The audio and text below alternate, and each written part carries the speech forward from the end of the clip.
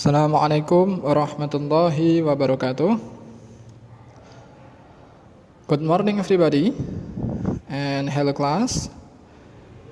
Hopefully all of you are in good condition, sehat selalu dan tetap menjaga kesehatan karena pandemi yang saat ini sedang terjadi belum usai.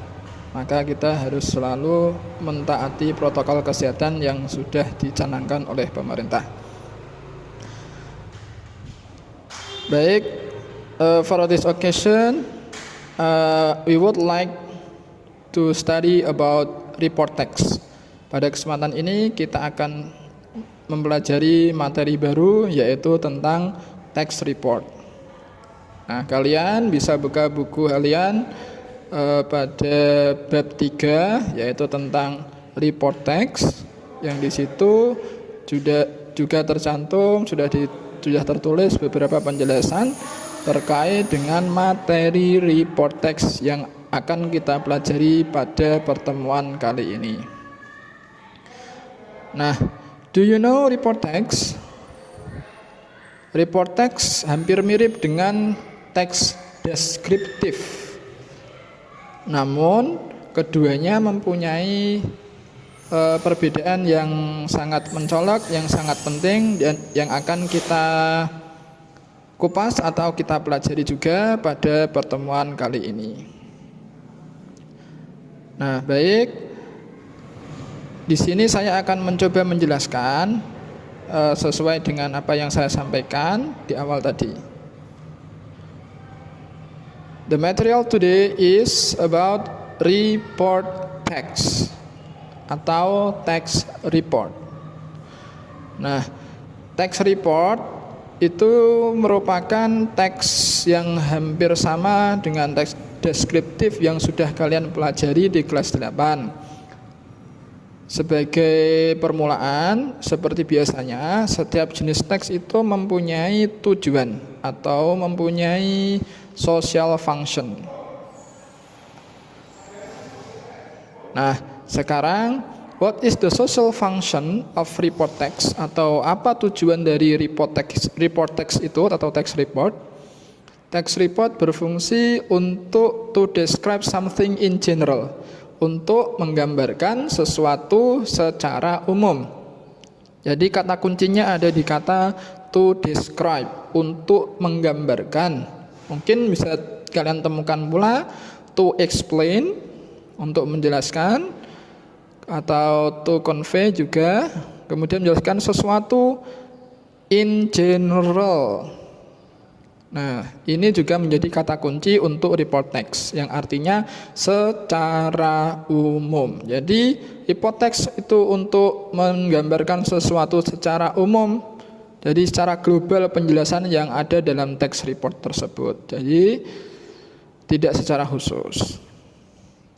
Nah, sesuatu apa itu yang dijelaskan secara umum?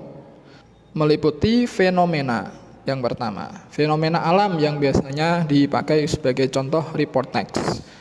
Sebagai contoh, rainbow, yaitu pelangi. Dan juga lightning, yang artinya kilat. Nah, rainbow and lightning merupakan contoh dari fenomena alam yang biasanya dipakai atau dijelaskan secara umum dari setiap paragraf dalam report text. Nah, yang kedua kita beralih ke objek atau barang atau benda. Contohnya laptop, truck. Nah, laptop atau truk. Nah, itu bisa kita jelaskan juga menggunakan report. Berikutnya yaitu animals atau binatang atau hewan. Sebagai contoh, kangaroo atau kanguru, kemudian elephant, gajah. Nah, di antara fenomena, kemudian objek, kemudian animal, ini semuanya bisa digunakan sebagai contoh untuk report text dengan cara menjelaskan contoh-contoh yang ada di sini secara global, bukan secara terperinci. Contoh laptop itu dijelaskan laptop atau lightning, kilat, dijelaskan secara umum. Dimanapun kilat itu berada, semuanya mengetahui ciri-ciri atau asal-usul kilat. Kanguru juga, kanguru biasanya dijelaskan secara umum merupakan binatang yang berasal dari Australia. Nah, itu penjelasan secara umum dari kanguru. Nah, berikutnya kita beralih ke generic structure atau struktur teks. Nah, setelah social function, maka struktur teks yang harus diketahui dari teks report adalah yang pertama general classification atau gambaran umum, biasanya terletak di paragraf pertama yang merupakan atau memberikan penjelasan secara umum, secara global tentang topik yang akan diangkat dalam sebuah teks. Nah, seperti yang ada di contoh di atas ini meliputi fenomena objek dan animal yang ada.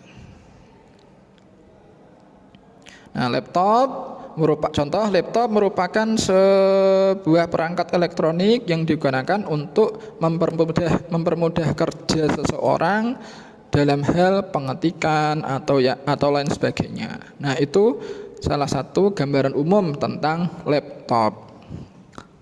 Nah, contoh juga kanguru merupakan binatang berkaki 4 yang berasal dari Australia.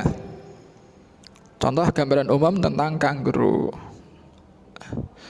Jadi gambaran umum masih menjelaskan sesuatu secara lengkap, secara global ya, secara luas. Ya, sehingga masih membutuhkan informasi tambahan. Nah, informasi tambahan itu berupa struktur yang kedua yang namanya description. Nah, description merupakan penjelasan tambahan dari gambaran umum yang ada di paragraf pertama. Nah, orang tidak akan cukup dengan penjelasan atau general classification yang ada di paragraf pertama. Maka description yang ada di paragraf kedua atau paragraf seterusnya juga sangat penting untuk memberikan pengetahuan tambahan, baik masih secara umum tentang topik yang akan diangkat dalam sebuah text report yang ada. Nah, itu yang namanya description atau penjelasan.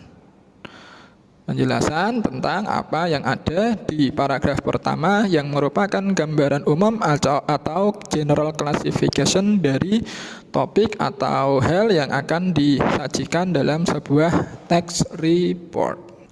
Itu penjelasan tentang structure atau generic structure dari report text.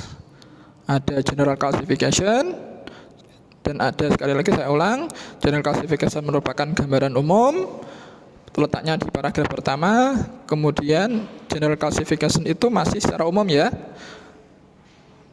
belum secara spesifik dan butuh penjelasan lagi yang cakupannya lebih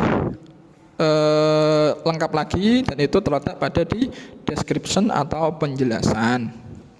Nah, itu untuk generic structure-nya. Nah, sekarang kita beralih ke language features atau ciri-ciri dari text report. Yang pertama, using simple present, menggunakan simple present tense. Nah, diingat-ingat anak-anak bahwa simple present itu ditandai dengan dua hal. Oke. Yang pertama, baik kalian ingat, menggunakan to be, is, atau am, atau are. Menggunakan to be, is, am, are. Ketika itu ada to be-nya. Namun ketika kalimatnya yang digunakan itu kalimat verbal, maka kata kerja yang digunakan menggunakan kata kerja pertama. Ingat kata kerja pertama. Ketika subjeknya itu menggunakan they, we, I, you, maka kata kerja pertama itu tidak ditambahi SPS, Namun jika kata kerjanya itu subjeknya menggunakan he, she, it, maka kata kerjanya ditambahkan ses, dan itu sudah saya sampaikan pada pertemuan yang lalu. Nah, selanjutnya ciri yang kedua yaitu introducing general aspect, mengenalkan aspek secara umum.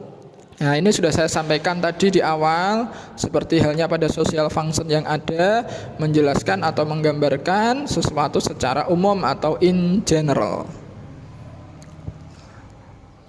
Nah, itu yang menjadi ciri khusus dari text report dibandingkan dengan teks lainnya, khususnya dibandingkan dengan teks deskriptif.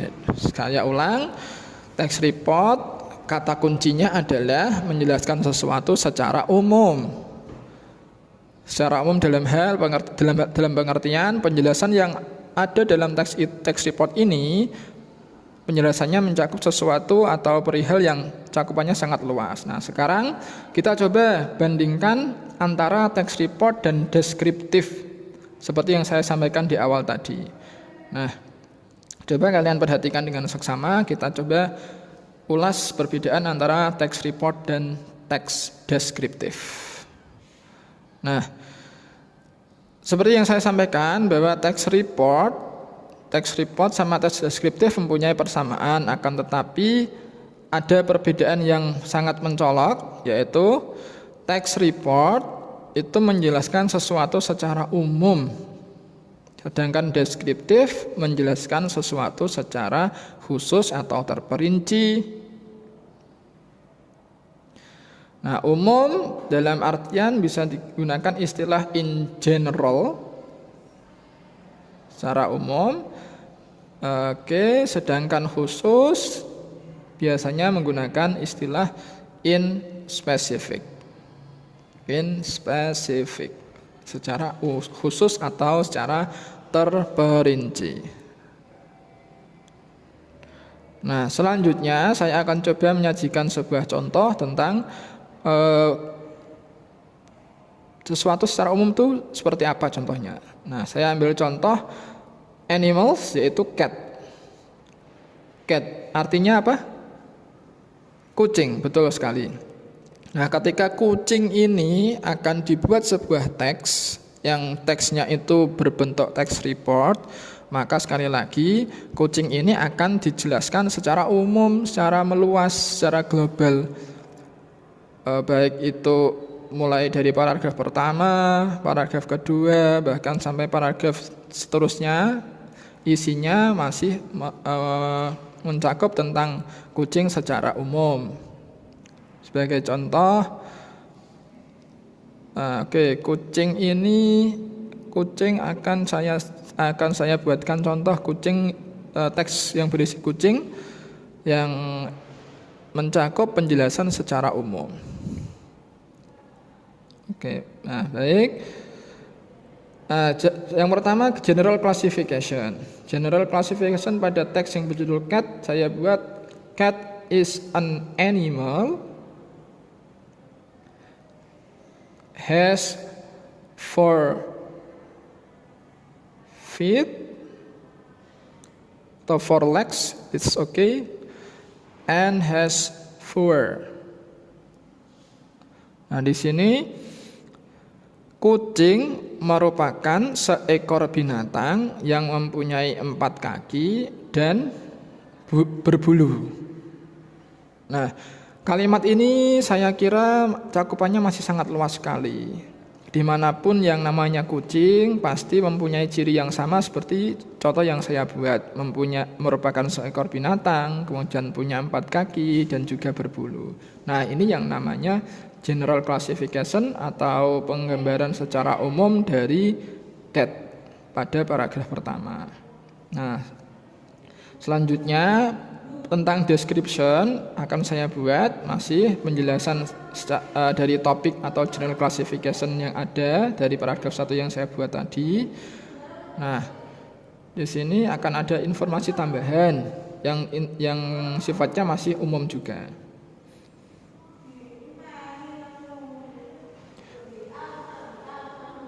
Cat likes eating Cat likes eating fish and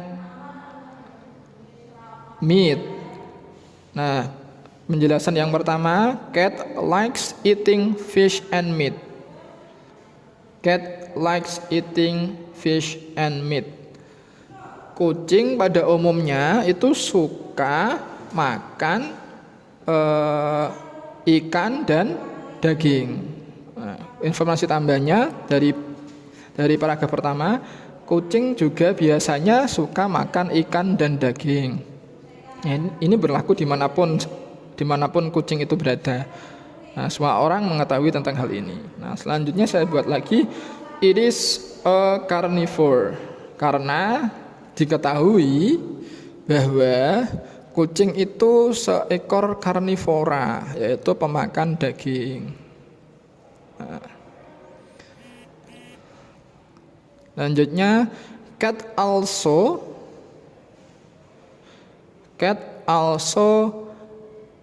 can run very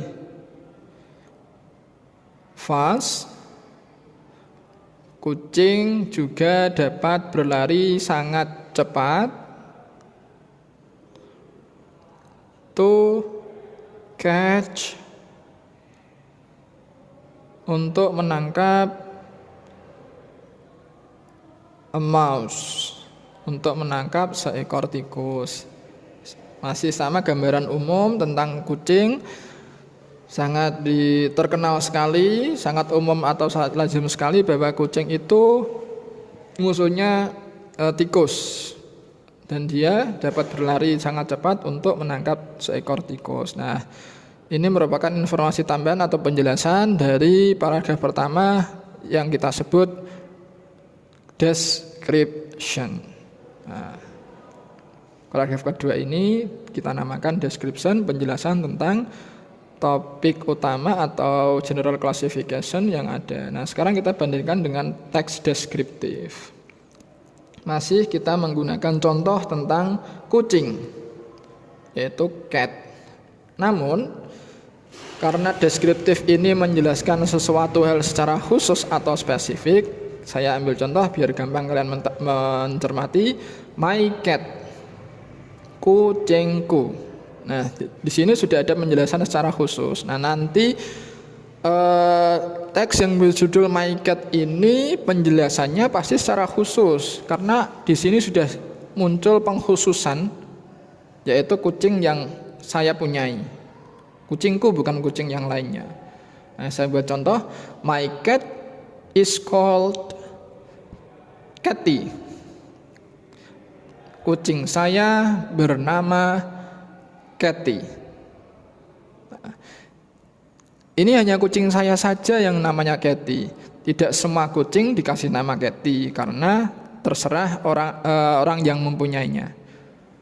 Karena di sini menjelaskan kucing saya, maka yang disampaikan yaitu kucing saya yang bernama Cathy, khusus untuk kucing saya.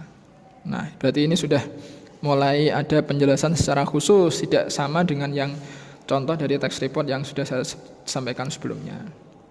Nah, selanjutnya, it has black and white fur.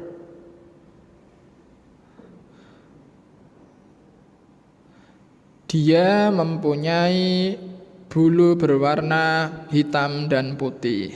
Nah, ini sudah khusus lagi karena kucingku. Tidak semua kucing yang ada di dunia ini pasti mempunyai bulu hitam dan putih. Nah, karena ini hanya menjelaskan kucing saya, khusus untuk kucing saya, tidak secara umum. Nah, makanya di sini diterangkan bahwa menjelaskan tentang my cat, bukan cat.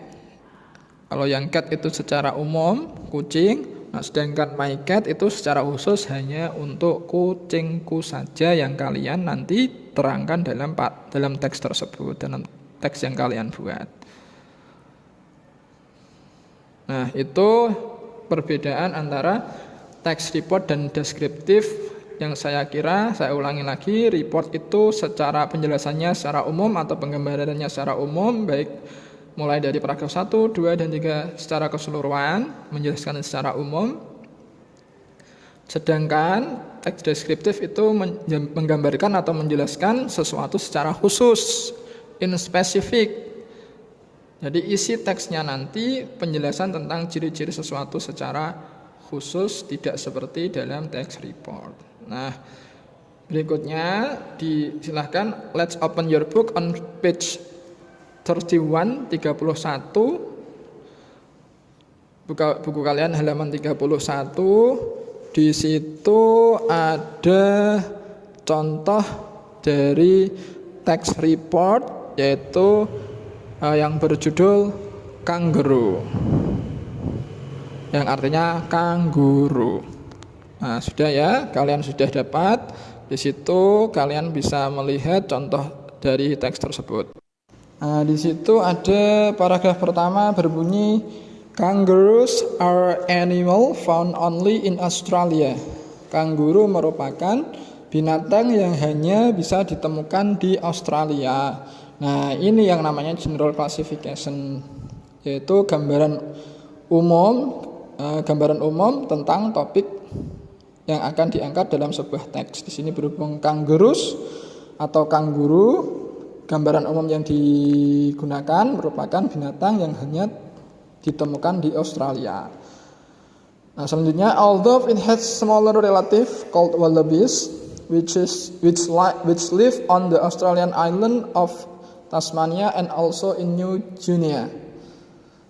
Meskipun kanguru juga mempunyai kembaran atau binatang yang mirip yang disebut wallabies yang tinggal atau hidup di Pulau Australia, yaitu tepatnya di Pulau Tasmania dan juga di New Guinea. Nah, ini pada paragraf pertama disampaikan gambaran utama seperti itu. Namun saya yakin orang tidak akan cukup atau tidak akan puas dengan gambaran umum yang ada di paragraf pertama saja. Maka kita perlu penjelasan tambahan di samping gambaran umum yang sudah disampaikan pada paragraf pertama. Nah, itu yang harus kalian letakkan di paragraf kedua, ketiga, dan seterusnya. Nah, sekarang paragraf kedua, kangaroos eat grass and plants. Nah, gambaran kedua yaitu tentang description atau penjelasan. Penjelasan tambahannya, kanguru makan rumput dan tumbuh-tumbuhan. Nah, dimanapun kanguru yang kita kenal, baik itu di Australia atau bahkan di Indonesia, yang ada di kebun binatang Indonesia juga ada kanguru. Dikenal bahwa kanguru itu makanannya rumput dan tumbuh-tumbuhan. Nah, di Australia juga seperti itu, di Indonesia juga sama, di negara lain juga berlaku hal yang demikian, yaitu kanguru biasanya itu makannya rumput dan tumbuh-tumbuhan. They have short front legs. Mereka mempunyai kaki depan yang pendek, but very long and very strong back legs and tail. Tetapi dia juga mempunyai kaki belakang yang panjang dan kuat serta mempunyai satu buah ekor. Nah, ini menjadi gambar penjelasan tambahan. Dia orang tahu secara umum bahwa yang namanya kanguru itu selain ada di Australia, dia juga makanannya rumput dan tumbuhan, mempunyai ciri kaki depan yang pendek dan kaki belakang yang panjang serta mempunyai satu ekor. Nah, berikutnya, these are used for sitting up and for jumping. Hal ini digunakan untuk duduk dan melompat. Kangaroos have been known to make forward jumps of over 8 meters. Kanguru sangat terkenal bisa melompat lebih dari 8 meter. Wah, ini yang informasi tambahan.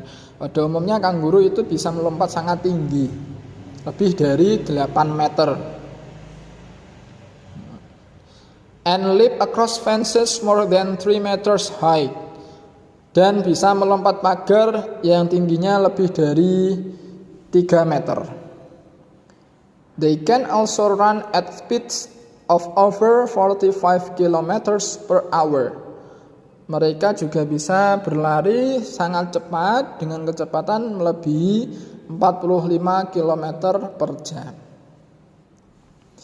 Nah, ini ciri-ciri umum yang dimiliki oleh kanguru yang sudah lazim dimengerti atau diketahui oleh khalayak ramai, oleh orang umum.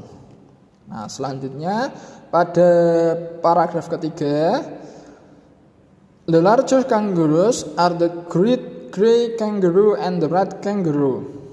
Kanguru yang terbesar yaitu kanguru abu-abu dan kanguru merah. Adults grow to length of 1.60 meters and weight over 90 kilos. Kanguru dewasa tumbuh dengan tinggi mencapai 1,6 meter, 160 cm, dan beratnya 90 kilogram. Nah, ini ciri secara umum, penjelasan tambahan yang namanya description tentang kanguroos. Nah, masih sama penjelasan ini sifatnya masih secara umum dimanapun kanguru mempunyai ciri-ciri yang sudah disampaikan pada paragraf pertama, kedua maupun ketiga. Nah, kemudian kangaroos are marsupials. This means that female kangaroo has an external pouch on the front of her body. Kanguru merupakan hewan marsupial yang berarti bahwa kanguru betina mempunyai kantong yang ada di depan bagian tubuhnya. Jadi ada kantong yang ada di tubuhnya yang digunakan. A baby kangaroo is very tiny when it is born. Bayi kanguru itu sangat kecil saat lahir, and it crawls at once into this pouch where it spends its first 5 months of life. Nah, yang digunakan untuk menyimpan atau memelihara anaknya selama 5 bulan, umur 5 bulan pertama dari kehidupannya, dari kelahiran. Nah, jadi pada teks ini dijelaskan bahwa ciri-ciri umum itu merupakan seekor binatang yang tinggal di Australia, kemudian mempunyai kaki depan yang pendek, kemudian mempunyai kaki belakang yang panjang, kemudian bisa berlari dengan cepat dan bisa melompat sangat tinggi sekali. Nah, itu merupakan ciri-ciri umum yang dimiliki oleh kanguru. Nah, sekarang saya kaitkan dengan ciri-ciri yang ada bahwa language features dari report text adalah using simple present. Nah, sekarang kita lihat pada paragraf pertama, di situ ada is MR, ada ya. Baik, ada di kalimat pertama kangaroos are. Nah, jelas sekali ada tandanya. Baik, berarti sudah komplit. Ciri pertama ada. Nah, sekarang yang kedua, introducing general aspect, mengenalkan aspek-aspek secara umum. Nah, sudah diterangkan dan sudah saya terjemahkan pada teks yang berjudul kangaroos ini. Nah, sekarang kita buka buku kalian halaman 32 sebagai evaluasi pembelajaran PJJ pada hari ini. Maka kalian harus mengerjakan soal yang ada di halaman 32 terkait dengan teks report yang berjudul kangaroos. Nah, di sini disajikan ada 5 soal yang harus kalian jawab. Yang pertama, where do kangaroos live? Where do kangaroos live? Di mana kanguru itu hidup? And the second, what do the kangaroos eat? Apa yang kanguru makan? Dan kemudian yang number 3, how fast the kangaroos can run? Berapa cepat kanguru itu bisa berlari? And then number 4, what are the uses of kangaroos legs? Apa fungsi dari kaki kanguru? Apa fungsi dari kaki kanguru? Dan yang terakhir, how far can kangaroos jump? Berapa jauh kanguru itu bisa melompat? Nah, kelima soal ini harus kalian kerjakan. Nah, sebagai penilaian untuk pertemuan pembelajaran PJJ pada kesempatan kali ini, pesan saya untuk kelas 9, anak-anak kelas 9 harus aktif dalam pembelajaran PJJ, karena sebentar lagi kalian akan dihadapkan pada ulangan akhir semester sekaligus akan diikuti dengan ujian nasional. Nanti menunggu informasi selanjutnya. Nah, demikian dari saya untuk pertemuan kali ini, saya kira cukup. Thank you so much for attention and keep healthy. Selalu jaga kesehatan and see you next time for the next occasion. Assalamualaikum warahmatullahi wabarakatuh.